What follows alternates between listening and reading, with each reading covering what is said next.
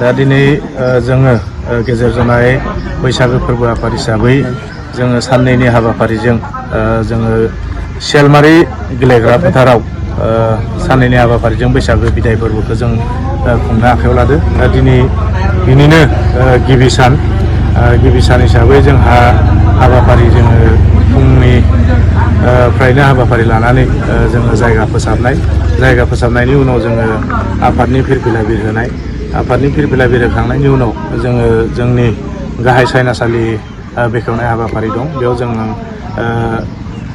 गोसोखां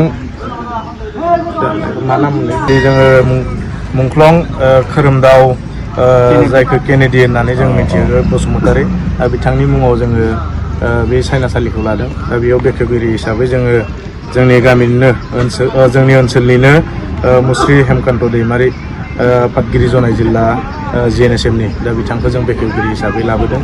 दा बिनि उनावनो बेखौ बेखेवखांनायनि उनाव जोंहा गेलेमु आयदानि जि हाबाफारिफोर दं बेखौ बेखेवनाय हाबाफारि जोङो बेखौ आलासि महरै लाबोदों जोंनि जनाय ITDPनि चेयारमेन मुस्रि